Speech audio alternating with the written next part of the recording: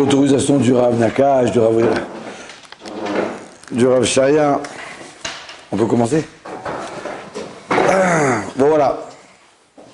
Imer Tachem, on va essayer d'étudier un sujet spécial, très important pour nous. Si j'arrive à le comprendre, j'ai réussi ma vie. Écoutez, on va démarrer comme ça. Hachem, il dit à Moshe Rabbeinu, descends vite avec les tables de la loi. 40 jours et 40 nuits, ils étaient en train d'étudier ensemble. Parce que le peuple, vite, descend vite, parce que le peuple est en train de faire quelque chose de grave. Il descend, il voit qu'ils font le veau d'or. Il casse les tables de la loi. Je crois que c'est l'histoire la plus grave de l'humanité.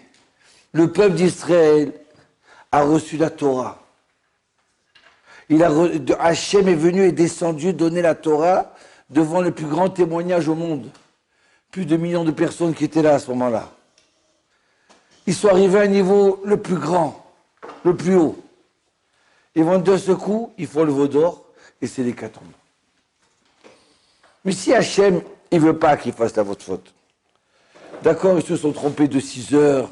Beaucoup de Midrashim qui disent qu'ils ont cru que Moshe Rabbeinu était mort. Le Yetzer Hara, il était là très dur. Ils ont montré que, comme quoi Moshe Rabbeinu, ça y est, il a montré que Moshe est mort. Donc s'il est mort, il nous faut un nouveau guide. Mais si c'est ça, toi Hachem, tu vois qu'ils vont faire la faute. Fais-les descendre tout de suite, fais descendre Moshe Rabbeinu tout de suite. Et comme ça, ils ne font pas de faute. Pourquoi tu attends qu'il fasse sa faute, après tu dis à Moshe, descends. Question très importante pour nous. C'est vital. Hachem, il a créé un peuple. Il a construit un peuple. La meilleure façon de le construire, c'est qu'il passe par une épreuve. Et si à ce moment-là, il arrive à se consolider, à ne pas fauter, alors il va devenir vraiment un peuple. Regardez, on va trouver quelques exemples et vous allez voir que c'est important pour l'homme, pour chacun de nous. Hachem, il crée Adam Arishon, le premier homme.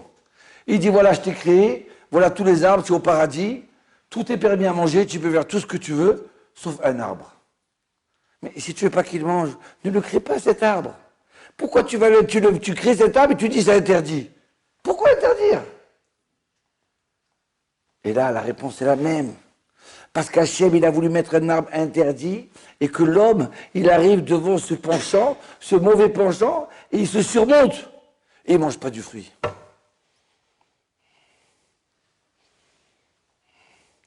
Parce que le but de l'homme, comme ça dit le Messilat Yesharim, le but de l'homme, c'est que l'homme qu'il profite de la lumière de Dieu. C'est pour le bien de l'homme, pour le bonheur de l'homme. Mais son bonheur, il est dans le monde futur. Et comment j'arrive au monde futur? Dans ce monde-là, par l'épreuve. Quand j'arrive à me surmonter, quand j'arrive à réparer mes défauts, mon défaut. Pourquoi je suis venu dans ce monde-là? Il y en a un, il est venu parce que, une fois j'ai vu quelqu'un comme ça en train de rigoler. J'ai dit, qu'est-ce que vous rigolez? Il me dit, regarde, celui-là, c'est un radin, mais alors, c'est un radin. J'ai dit, mais c'est quoi rigoler? C'est facile de rigoler sur l'épreuve de l'autre. Pourquoi? Parce qu'il faut voir notre épreuve à nous. Chacun, il a une épreuve différente. Un, il est jaloux. L'autre, il est menteur. L'autre, il n'arrive pas à se lever le matin. L'autre, il est radin. Mais de gagner les êtres... Ah bon, regarde celui-là. C'est facile de jouer avec les autres. Mais toi, il faut que tu joues ta vie. Tu joues ton épreuve. Tu dois réussir ton épreuve. C'est pour ça que tu es venu dans ce monde-là. Parce que l'épreuve, elle construit l'homme. L'épreuve, elle consolide l'homme. En hébreu, l'épreuve, on dit nisayon. Nisayon, rappelez-vous bien, c'est un mot qui est très fort. C'est la clé de la vie. J'avais, une fois, il y a 40 ans de ça, j'avais vu une famille comme ça, 2 belles-sœurs avec une belle-mère, en train de se disputer. Et la belle-sœur, elle dit, oui, ma belle-maman a fait ça, moi je donnerai comme ça, et puis elle ne verra pas ses petits-enfants. Et tout en train de se venger. Et il y en a une belle-sœur toute gentille. Alors là, on va dire X, cette belle-sœur qui veut passer chez faire, elle dit à Sarah, mais pourquoi toi tu te pigeonnes, tout ce qu'elle te demande ta belle-mère, tu fais. Mais regarde ce que tu as fait hier, ce que tu as fait hier, et avant-hier. Non, non, je ne veux pas faire du mal. Je ne veux pas faire du mal. Je ne sais pas, moi, peut-être elle est tombée quand elle était jeune sur la tête. Cette belle-mère-là, j'en sais rien. Peut-être qu'en Algérie, elle a eu peur d'un attentat. Alors vas-y, laisse passer toi aussi. Non, moi je laisse pas passer. Elle me fait comme ça et je fais comme ça. Et le temps il passe. 20 ans il passe.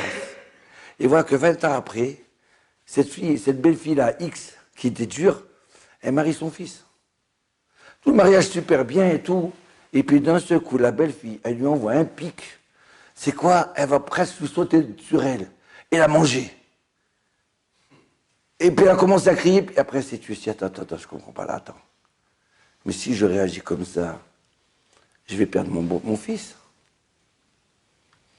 Alors elle a baissé la tête.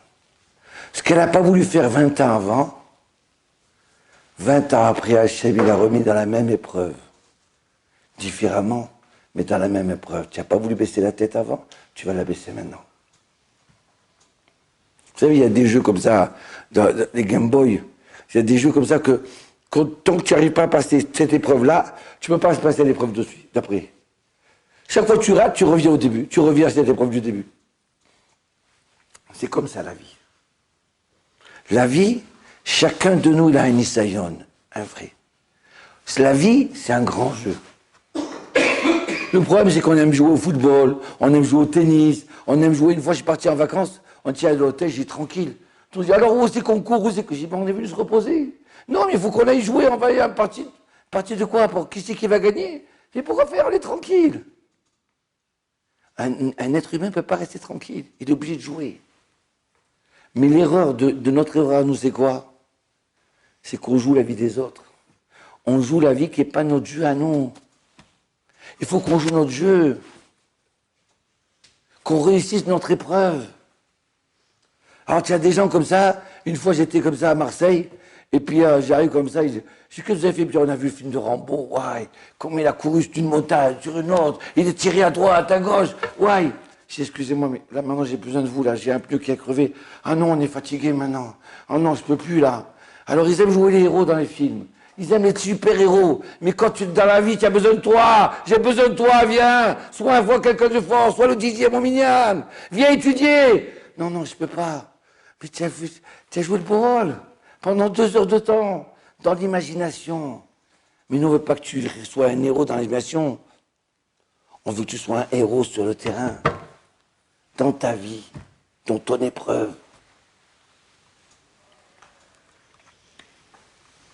Si on arrive à comprendre ça. Et chacun, le Harizal, il dit, chacun il connaît son épreuve. Tu sais que tu n'arrives pas à faire ça. On te demande, tu n'y arrives pas, et chaque fois que tu tombes, tu n'y arrives pas. Mais c'est là ton épreuve, c'est pour ça que j'ai vu dans ce monde-là. Et si tu as une mise où tu cours derrière cette mise-là, c'est aussi pour ça que tu es venu. Pour réparer cette mise-là, pour arranger cette mise-là. Donc c'est dommage que tu rates. Tu as passé 70 ans de ta vie d'être ingénieur, c'est Panzani, d'accord? Et tu as raté ta vie. Ah, c'est pas pour ça que je suis venu, mince. Je suis venu pour étudier la Torah. Je suis pas venu pour gagner, pour faire ça. Pour manger cachère. Vous savez, il y a quelques années de ça, j'ai reçu un jeune Shabbat chez nous. Un jeune de Ravron Chaya, qui a fait tchouva chez Ravron Chaya. Ah, j'y raconte, alors j'aime bien, raconte-moi ta vie, raconte-moi. Comment tu as fait tchouva? Il me dit sincèrement, une fois sans faire exprès, je tombais sur le portable, et sans faire exprès, je tombais sur une vidéo du Ravron Chaya. Il a parlé de la cache-route. Moi, la cache-route, j'habite à 5 km de Toulouse, il n'y a rien de cachère. Il n'y a rien de cachère. C'est pas pour moi, c'est pas pour moi. Non, c'est pas pour moi. Et puis d'un coup, ça me revient. Non, non, c'est pas pour moi, laisse-moi tranquille, je veux pas la cache-route, laisse-moi tranquille. Et voilà que le lendemain, il n'a pas eu le temps de manger, il est parti vite au travail. Petit déjeuner, il n'a pas le temps. Il a retravaillé, il sort à 1h, il a juste une demi-heure de libre dans son boulot. Alors vite, il rentre au McDonald's. Il rentre au McDonald's, il veut commencer un sandwich. Ah vite, j'ai faim, j'ai fain. Et d'un seul coup, il lui amène le congé, mais vite, je dois vite partir, manger, partir. Il ouvre le paquet, et qu'est-ce qu'il voit? Son hamburger qu'il attendait avec impatience, il est brûlé. Il n'a même pas le temps de se plaindre. Vite, il se sauve pour aller travailler. D'accord? Et alors, le soir, alors là, il a une faim énorme. Il dit, écoute, laisse tomber, je rentre chez moi. Je rentre chez moi, il s'est fait un steak au jambon, tranquille, tout content, comme ça. Et puis d'un seul coup, il entend la radio, une catastrophe, il y a eu ça, un tremblement de terre, et puis d'un seul coup, il va chercher son steak. Ouais, il a brûlé. Mais c'est quoi ça? Il était tellement fatigué qu'il s'est endormi sans manger. Et le lendemain, rebelote, il retourne au McDonald's, et d'un seul coup, il voit son hamburger brûlé. Mais qu'est-ce qui se passe là? Et puis d'un seul coup, il entend la voix du Ramchaya. Cache-route, cache-route. Ouais, ouais, c'est un signe de Dieu là, c'est quoi ça? Bon, ça va, j'ai mangé des cornichons, ça va, des concombres, une tomate. Il m'a dit, voilà, c'est comme ça que j'étais marré. Après, il fallait que je fasse 100 kilomètres pour aller acheter de la viande et revenir. J'ai commencé à manger cachère. Et d'un seul coup, mon âme, elle avait soif de Torah. C'est quoi, j'écoute, il faut que je le voie en vrai, ce Rav Jaya là. Hein, j'ai téléphoné, je suis venu. Je t'abbarre chez mon latte. S'il avait continué de dire, c'est quoi, je m'en fiche de ça, allez, donne-moi un cochon, donne-moi un burger, il aurait raté sa vie. Bechazde Hachem, des fois Hachem nous tend la perche. Viens, je t'attends, regarde, dans ce coup tu entends un mot, aux informations à droite, quelqu'un te dit, mais qu'est-ce que tu manges aujourd'hui? Pourquoi tu me poses la question, qu'est-ce que je mange? Quoi, tu travailles dans la police? Qu'est-ce que tu me demandes? Qu'est-ce que tu veux? C'est Hachem qui te pose la question, c'est Hachem qui t'appelle.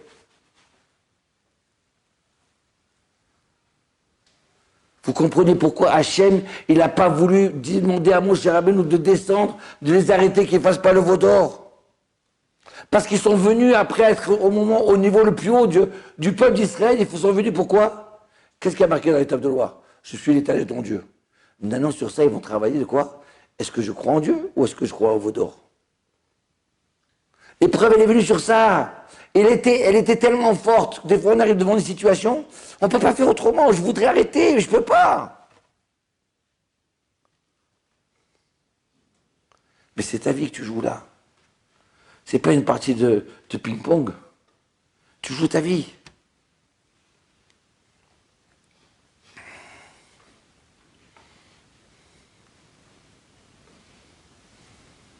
Le Messie a Técharim, premier paragraphe. Écoutez ce qu'il dit. Nimsed, on apprend de là que la raison d'être de l'homme dans ce monde-là, c'est pour les Kayem, pour faire les mitzvot, et de tenir devant l'épreuve, la Hamod Bénissayon. C'est ça le but de l'homme. Et regardez, on va voir. Qu'est-ce que c'était la deuxième faute de l'humanité? Caïn, il a tué Evel. Ils ont un monde entier, d'accord, des millions de kilomètres entre eux. Partage, qu'est-ce qu'il y a? Ça ne suffit pas la moitié. Il faut que Caïn, il vole là et il tue Evel. Qu'est-ce qui arrive? D'un seul coup, qu'est-ce qu'il y a? Yitzhak et Ishmaël. Après, Yitzhak, il a deux enfants. D'accord? Esav et Yaakov. Ils se battent sur le droit d'aînesse. Ils se battent les deux droits d'aînesse. Mais Hachem, pourquoi tu fais ça? Si tu veux que ce soit le premier Esav, alors mets le premier Esav et Yaakov le deuxième. Ou Yaakov le premier et Esav en deuxième. Pourquoi tu les mets pas, il faut qu'ils naissent à la même seconde, en même temps, qu'on ne sait plus qui c'est qui est le premier? Pourquoi ça? C'est parce que, étant donné que la faute de Caïn et Evel était entre des frères, il fallait maintenant se surmonter en tant que frères. Savoir s'accepter. Ils n'ont pas tenu. Esav, il n'a pas tenu. Ah, tu n'as pas tenu? Donc alors maintenant, c'est Yaakov et ses frères. Maintenant, il y a la guerre entre les frères de Yaakov, les frères de Yosef avec Yosef. Pourquoi tout ça? Ah, ça n'a pas marché. Voilà que les frères, ils ont voulu tuer Yosef. Voilà que les frères, ils ont vendu Yosef. Alors on revient. Qu'est-ce qu'on revient? Maintenant, Yosef, il a deux enfants, Ephraim et Ménaché. À Yaakov, il dit, papa, bénis Yaakov, bénis Ephraim et Ménaché. Qu'est-ce qu'il fait Ephraim et Yaakov? Il va bénir le petit plus que le grand. Oui. Mais papa, qu'est-ce que tu fais là? C'est pas possible, tu te trompes, non? Je sais, mon fils, mais il n'y a pas le choix. C'est leurs épreuves. Il faut qu'ils réussissent, un, à accepter l'autre, un, à aimer l'autre. Tu comprends? Je sais qui c'est le grand, mais c'est le petit qui va être plus grand que le grand. Et pourquoi comme ça? C'est comme ça. C'est comme ça. Des fois, tu arrives au travail, tu as travaillé pendant 10 ans, tu t'es surmonté, tu t'es sacrifié au travail. Et puis d'un seul coup, il y a un nouveau qui arrive là, ça fait quelques mois, et le patron dit, ouais, je vois que tu avances bien toi, hein. Alors on va te mettre chef sur tout le monde. Quoi, sur moi, il vient à peine d'arriver, juste sur moi qu'il va te mettre. Alors je commence à m'énerver, à le haïr, à tout faire. Pourquoi tout ça? Quoi, il y a des millions d'entreprises en France, et juste sur cette entreprise, ils ont fait venir celui-là. Alors que je me suis investi pendant des années.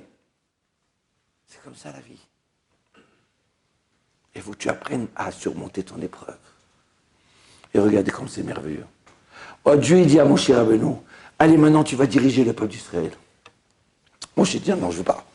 Quoi? Mon frère, c'était lui pendant des années, il a dirigé le peuple d'Israël, et moi, le petit frère, je vais arriver, commencer à diriger? Non, pas question. Ah, Hachem, il dit, c'est pour ça que tu ne veux pas être le chef. Eh bien, sache une chose, que j'ai dit à Aaron, et qu'est-ce qu'il a marqué? Vaïsmar Bélibo, il était content dans son cœur. Pas simplement, il n'était pas jaloux contre toi, hein? Pas simplement, il t'aimait pas, pas du tout. Il était content de savoir que c'est le petit qui va remplacer le grand Aaron. Et Hachem dit quoi, Aaron? Tu t'es surmonté, tu as gagné ton épreuve. C'est quoi, tu as gagné ton épreuve? Eh bien, c'est toi qui vas bénir le peuple d'Israël. Tu as gagné ton épreuve, c'est toi qui vas avoir les Urim et Tumim. Il y avait un écran avec toutes les pierres, je dis en facile, hein, d'accord? Toutes les pierres, chacun qui avait une question, on allait demander au Urim et Tumim. On allait demander au Kohen Gadol. Qu'est-ce que je fais?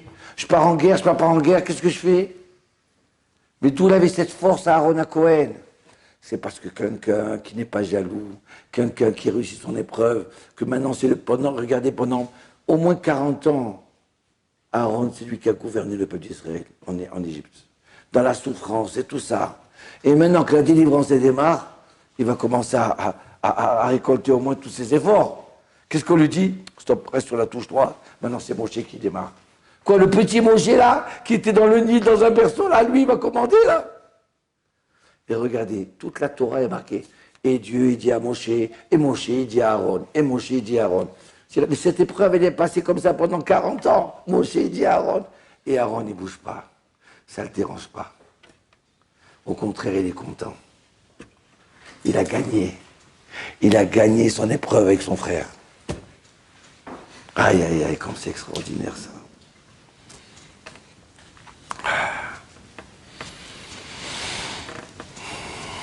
Si on n'a pas d'épreuve,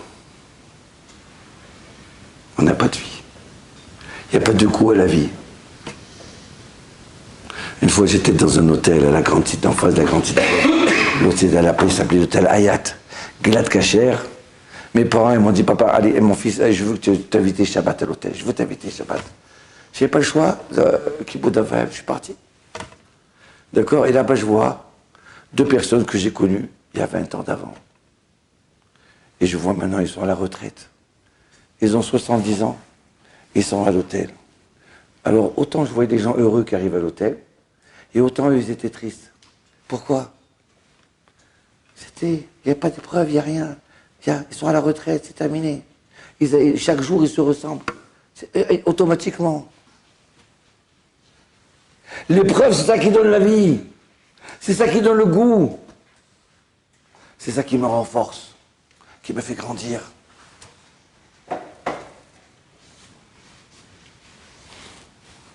Regardez bien. Et on peut trouver comme ça plein d'exemples. J'étais une fois, il y a 20 ans de ça, à Rosh Hashanah. On m'a téléphone, on me dit, Ravatali, est-ce que j'ai mon fils, il a 40 ans, mais il n'a pas où passer Rosh Hashanah. Il va venir, il va prendre l'avion, vous pouvez le recevoir. J'ai dit, d'accord. Maintenant, il arrive chez moi. Je vois un type. Presque je ne le voyais pas tellement il était maigre. Qu'est-ce que je m'aperçois? C'est un drogué. Il m'a envoyé un drogué chez moi. Mais qu'est-ce que je vais faire avec un drogué? Il va savoir que toutes les fautes, tous les trucs qu'il fait le type, je ne sais pas moi. Mais il ne sait même pas lire. Et alors là, j'étais pas bien, pourquoi? Je dis à ma femme, regarde, cette année Rosh Hashanah, c'est quoi? C'est jeudi, vendredi, samedi. 3 jours de Torah, on se lève au net à 4 heures du matin, et je fais attention parce que c'est le jour qu'il va décider. Je dis, mais le type, 3 jours, il va rester avec moi, il va risque de mourir de overdose de Torah. Il va faire une overdose. Je dis, bon, c'est quoi? Je dis, bon, écoute, on verra bien, allez, on verra bien. Donc alors il s'assoit le premier soir de Rosh Hashanah, tout content, il s'assoit, hop, il mange. Alors il a vu une famille, le pauvre. Il n'avait plus de famille. Marié, divorcé, des enfants à droite, à gauche. Le pauvre, il était perdu. De ce coup, il retrouve une famille. Tout content, ouais. Et il est heureux. Alors maintenant, je l'ai fait dormir juste au-dessus de la yeshiva, à côté de l'Ezrat Nashib là-bas. Donc je l'ai fait dormir là-bas. Il me dit à quelle heure c'est la prière? J'ai eu honte de me dire que la prière c'était à 4 heures du matin. Je dis, il va quoi? Il va craquer le type. Je lui dis, viens à 9h, 9h la prière, 9h, t'inquiète pas, c'est 9h. Il arrive comme ça, à 8h du matin. Il me dit, qu'est-ce qui se passe? J'écoute, je sais pas ce qui se passe, mais j'entendais des voix et des prières. Je lui dis, mais c'était la prière qu'on faisait en bas, t'inquiète pas, c'est pas des anges, n'aie pas peur, n'aie pas peur. Tout content, 2 jours, merveilleux, heureux. Vendredi après-midi, il me dit, Rav, je vois que vous êtes un Rav sympathique. D'accord, et alors c'est quoi le problème? Il m'a dit, vous avez vu, je fume 2 paquets par jour. 2 paquets, 3 paquets même des fois. Et vous savez quoi? J'étais tellement heureux, j'ai pas touché à la drogue. Ça fait 2 jours. Et je vais vous dire une chose, une vérité, Rav. En vérité, mon psychiatre, il a dit à mes parents que j'allais mourir d'overdose. Tellement je me piquais. Donc ils ont dit, s'il risque de mourir, alors il vaut mieux qu'il meure à Jérusalem. Alors on va l'envoyer chez Rav Attali. J'ai dit, ouais, c'est gentil. Je lui dis, ah, c'est gentil, c'est gentil. Tout à revoir. J'ai dit, bon, ben, ça va, ok. Alors, mais grâce à Dieu, regardez. Maintenant, j'ai même pris du poids un petit peu. J'ai mangé, bien mangé chez vous, là. Hein, les pâtes, les dattes et tout ça. Ouais, c'était merveilleux, tout ça. Et là, là aussi, ouais. J'ai dit, bon, d'accord, maintenant, qu'est-ce que tu veux? Il me dit, 3 paquets par jour, sans drogue. Et Shabbat, il arrive. Comment je vais faire? Alors, il y a quelqu'un qui me dit, un rabbin m'a pris de côté, il m'a dit, écoute, ce qu'il fait dans sa chambre, c'est pas ton problème. Laisse-le. Au moins, il est là, c'est très bien. Alors, je me tourne comme ça vers lui, il commence à me sourire. Mais je vous dis, ça vous êtes un rêve sympathique. Alors, j'écoute-moi bien. Chez moi, on fume pas. Quoi? Mais sympathique? Mais je dis, on fume pas, c'est pas possible, impossible. Il me dit, mais si je fume pas, je vais mourir. Je dis, ben c'est très bien, il n'y a qu'à mourir. Je le mettrai sur ta tombe dimanche, il est mort sans fumer Shabbat. Voilà. Voilà, un héros, il est mort sans fumer Shabbat. Il s'est éclaté de rire. Il m'a dit, bon, ça va. Je lui ai dit, tu vas y arriver. Je l'ai coaché. Je lui ai dit, tu vas y arriver. Donc à ce moment-là, il m'a dit, d'accord. Vendredi soir, il a mangé le couscous, on a chanté, qui est Shmira Shabbat, et tout ça, tout content. À la fin du repas, il m'a dit, Rav, j'ai un appel, là, j'ai un appel très grave. Alors, il m'a dit, mon psychiatre, il m'a donné du sirop. Il m'a dit, tu prends 10 gouttes, mais 10 gouttes, et là, ça va t'endormir pendant 8 heures, ça va te calmer. Je dis, tu as une crise, tu prends ça. Je dis, ben, c'est super. Je dis, prends 30 gouttes comme ça, tu dors. Je casse l'histoire. Tu dors. Ah, merci Rav. Allez, vite, va prendre tes gouttes et va dormir, allez. Il revient un quart d'heure après, il me dit, Rav, je suis tellement heureux. Je m'en fiche des gouttes, je prends pas des gouttes. Allez, venez, on chante encore, et on peut étudier. J'ai dit, d'accord, allez, on étudie. Ah, il étudie, et il s'endort, tout content. Le lendemain, pareil, à midi, tout heureux, il a fait la prière, on l'a fait monter au Sefer Torah, il s'est mis à pleurer. Et voilà que samedi midi, à 2h, il me dit, ah, ça y est, j'ai l'attaque. J'ai dit, vite, va prendre tes gouttes, vite. Il revient un quart d'heure après, je prends pas mes gouttes, je vais étudier avec toi. Samedi soir, il commence à regarder le ciel comme ça. Je dis, qu'est-ce qu'il veut celui-là? Il me dit, ouais, il y a plein d'étoiles, hein. Il y en a plein d'étoiles, hein. Je dis, ah, tu veux fumer? Vas-y, tu mérites de fumer, vas-y. Fume 1, 2, 3 cigarettes. Vous savez quoi? Cet homme-là, il a arrêté la drogue et la cigarette. La plupart des gens qui sont drogués, qu'est-ce qu'ils disent? C'est pas bon, demain j'arrête. Demain j'arrête, demain j'arrête. Mais c'est ça ton épreuve. Il faut que tu arrives à te contrôler. Il faut que tu arrives à surmonter ton épreuve. Et quand tu vas surmonter, tu vas être l'homme le plus heureux de la vie. Et pour cela, il te faut une raison de vivre. Si tu n'as pas de raison de vivre, tu es foutu. Si tu n'as pas de Torah, c'est normal que tu te drogues. C'est tout à fait normal. Quelle raison tu as de vivre? Qu'est-ce qu'il y a? Tu as mangé des carottes hier, tu as mangé des carottes aujourd'hui, quand je l'avais, clavier la molotov. Alors je lui dis, sans Torah, Torah rien. C'est tout. Donc si tu n'as pas de raison de vivre, c'est normal que tu es drogué. Dès qu'il a commencé à étudier la Torah, aïe, aïe, aïe, aïe, aïe, ça y est. Et il a eu sa vraie drogue. Nahon, Marx, il a raison. C'était un juif. Il a dit la religion, c'est un peu l'opium du peuple. Non, la Torah, c'est l'opium du peuple.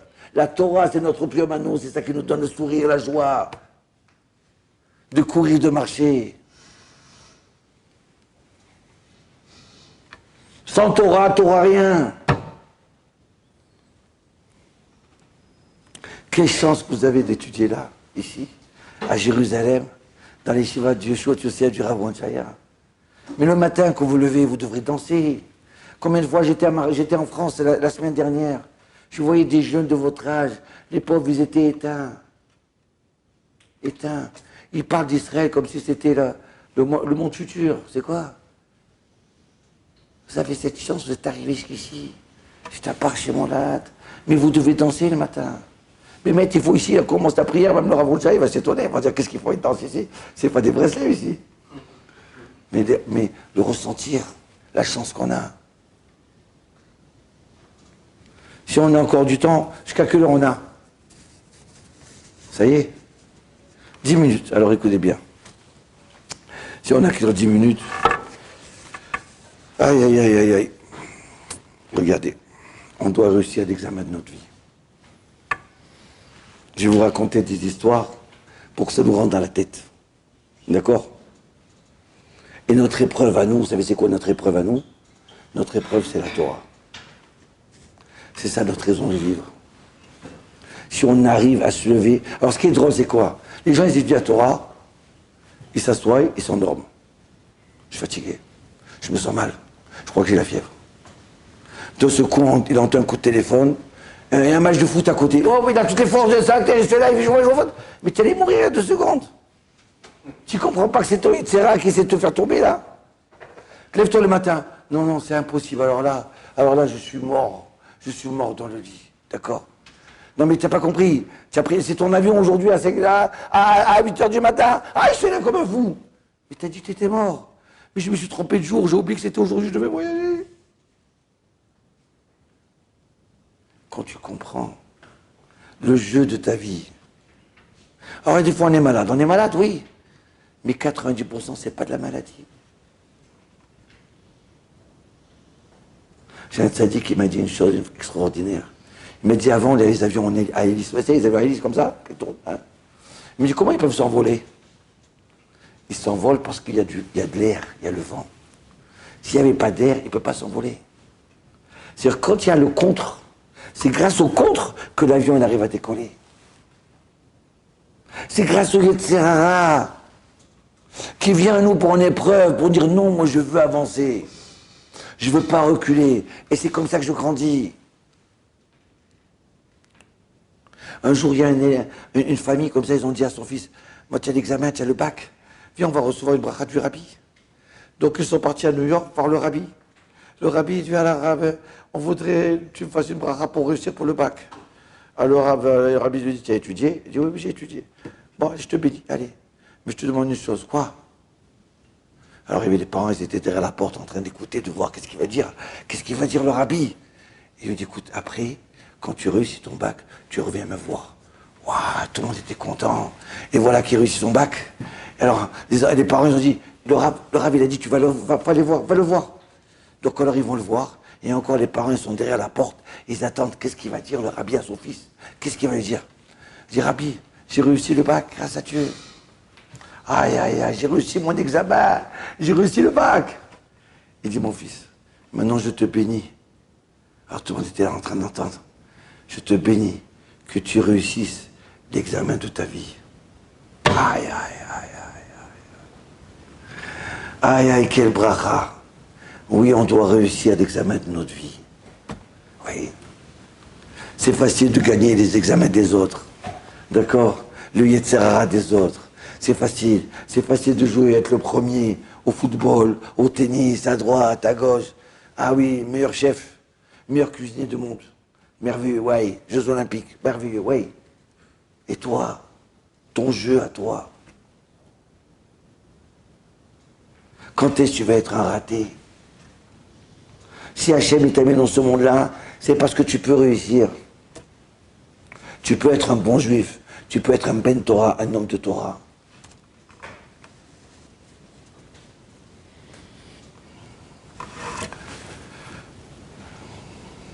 Il y a 20 ans de ça, j'ai un ami, il n'avait pas d'enfant. Quand il s'est marié, 1 an, 2 ans, 10 ans, pas d'enfant.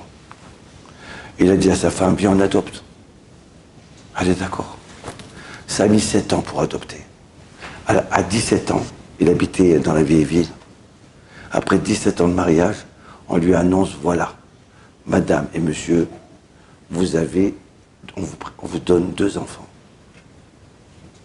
2 enfants pour vous. L'assistance sociale dit, mais à une condition. Vous n'avez pas le droit de chercher les parents biologiques. Vous donnez de l'amour à ces enfants, vous les faites grandir, et c'est tout. Sinon, on vous reprend. Donc voilà l'assistance toutes les semaines. Elle vient, elle vérifie, tout se passe bien, merveilleux, et voilà que ça arrive Tisha B'Av.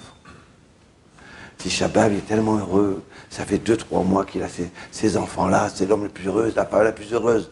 Baruch Hashem, un enfant de 2 ans et un autre de 3 ans. Ouais, qu'est-ce que c'est beau. Alors il dit à sa femme, tu sais, écoute, il faut participer à la souffrance du peuple d'Israël. Je suis tellement joyeux que j'ai oublié la destruction du temple. Et combien de gens qui sont malades, de juifs dans les hôpitaux, et combien de soldats ils meurent, les pauvres. Alors regarde, je vais aller aux côtés de la Tisha B'Av, d'accord, je vais aller. Vas-y mon mari, vas-y, oui, tu as raison, vas-y. Donc alors il va au côté, et d'un seul coup il voit des pauvres comme ça, il dit, Tzedaka, Tzedaka, Tzedaka. Alors, lui a un copain, ils sont 2, allez, on rentre. Tzedaka, alors il prend un shekel, et il lui donne. Il dit, ah merci, toi, oh, c'est gentil. Fais-moi une prière. Qu'est-ce que tu veux? Maintenant le pauvre du monde, fais-moi une prière. C'est quelle prière je te fais là? Non, je t'en supplie, je fais une prière, mais moi j'ai pas de barbe, je suis pas un rabbin moi. Je t'en supplie, tu fais une prière, je veux que ça soit toi que tu fais une prière. Son copain dit, bon ça, fais une prière, on va arrêter la prière, on va enlever nos côtés. Fais-lui la prière. Elle dit, bon d'accord, je te fais une prière sur quoi? Alors il dit, écoute-moi bien. Il amène dans sa poche, il sort son portefeuille. Je voudrais que tu pries pour que je retrouve mes 2 enfants. Et il ouvre le portefeuille, tu vois, c'est ceux-là, les 2 enfants. Ils s'appellent comme ça et comme ça. L'autre type, il va tomber dans les pommes. C'est les 2 enfants qu'on lui a donnés. Mais c'est quoi ça, Ribono Shololom? Hachem Idbar, c'est quoi? Alors il dit, mais celui-là, il s'appelle Daniel, et elle s'appelle ça? Oui, mais c'est lié au Nabi. Je te dis, celui-là, c'est lié au Nabi, c'est lié au Nabi. Ah non, il ne sait plus quoi faire. Qu'est-ce qu'il va faire? Il se dit, je dis pas. Mais enfin, Hachem, il a donné à ses enfants à lui, pas à moi. Et juste sur moi, il est tombé. C'est quoi? Hein? Mais si je donne maintenant? Son copain, il dit, mais tais-toi, ne dis rien, surtout ne dis rien. Et il lui dit, écoute bien. Mon cher monsieur, j'habite à telle adresse. Tes enfants, ils sont chez moi. Tu peux venir les voir quand tu veux. Et là, son copain, il dit, mais tu es fou, mais qu'est-ce que tu as fait? Ils vont te les enlever, les enfants. J'ai dit, alors, qu'est-ce que tu veux que je fasse? Il rentre à la maison en pleurant. Et il raconte à sa femme. J'avais pas le choix. Juste à moi, c'est tombé. Je pouvais pas lui donner l'adresse. Sa femme, elle pleure. Elle dit, bon, tu as raison, tu as bien fait. Écoutez bien. Et voilà que le papa, il va voir les enfants. Elle a accepté. Elle tombe pas enceinte. Après 17 ans de mariage, elle tombe enceinte. Je t'abarche, c'est mon lad. Elle a surmonté son épreuve. Elle aurait pu dire non, je garde, je dis rien, non. elle est tombée enceinte. Je ne veux pas dire le nom, d'accord? Aïe, aïe, aïe, aïe, aïe. Combien de fois on passe à côté de notre épreuve? D'accord? Si maintenant on est là, on n'est pas là pour faire de faire cuire des artichauts. On est là pour étudier la Torah. Si déjà vous êtes là, vous avez la chance d'être avec des rabbanim, mais de super haut niveau. Vous avez la chance de poser toutes les questions que vous voulez. Comment je fais pour casser moi, etc. Comment je fais ça? Ils ont du passé, ils ont de l'intelligence, ils ont de la sagesse, ils ont de la Torah.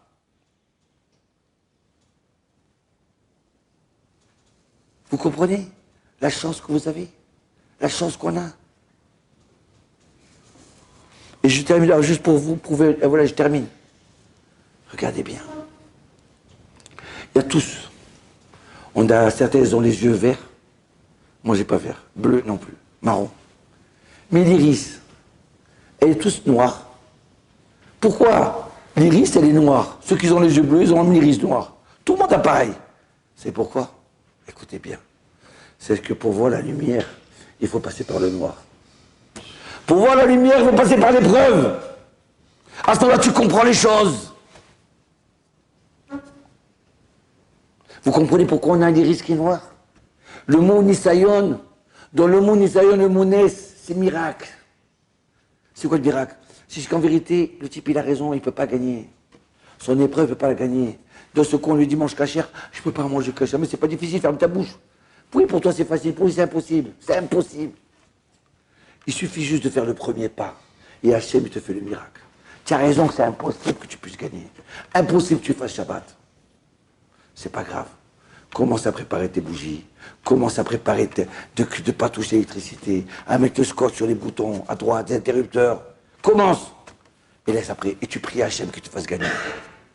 L'épreuve, c'est Hachem qui l'a fait gagner. C'est pas toi, tu n'as pas les forces pour tenir. Mais avance. Ne désespère pas. Et le mot Nes, en hébreu, ça veut dire un drapeau, un étendard. Ça veut dire que d'un seul coup, alors qu'on était tout petit, d'un seul coup, quand on a gagné son épreuve, on devient, aux yeux d'Hachem, un étendard. Ah, et voilà, mon fils, il a gagné. Ah, voilà, mon fils, il s'est levé, il a réussi. Hachem nous prend, il nous embrasse. Je t'embarque chez Molad, tu as gagné. Voilà pourquoi Hachem, il vient, il nous met à chacun notre épreuve de notre vie. Nisayon. Qu'Hachem, il fasse qu'on réussisse notre épreuve de notre vie. Et la première épreuve, c'est commencer à étudier la Torah. Parce que comment tu veux savoir qu'est-ce qui est cachère et pas cachère si tu n'as pas étudié la Torah? D'accord? Je termine avec une petite histoire rigolote.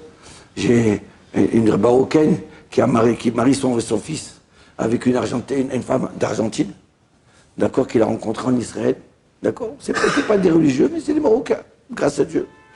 Et d'un seul coup, alors, les parents, c'est des juges. Les parents en Argentine, c'est un juge. Alors, il envoie une lettre à la belle-mère. Voilà, je suis heureux que ma fille va se marier avec votre fils, d'accord. On viendra pour le mariage, on s'occupera de tout.